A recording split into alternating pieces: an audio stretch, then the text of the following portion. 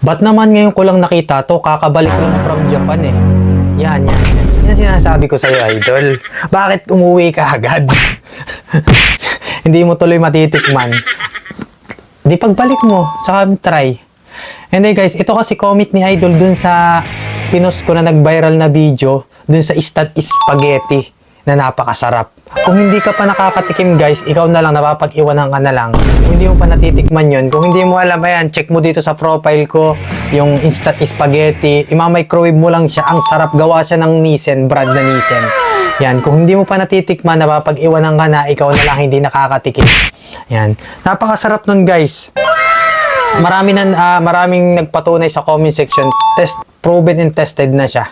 May iilang-ilan na parang bitter, hindi daw masarap, sama daw ng lasa. Pero ikaw, kung nasa Japan ka na, andito ka, wag mo nang palampasin to guys. Tikman mo na rin. At ako, nag-share ako ng mga nadidiscover kong masasarap na bagay or mapapakinabagan dito sa Japan na mga foods or kung ano-ano. Kaya kung gusto nyo malaman yung mga yon, just follow and share guys. Yun lamang guys. Love and peace out.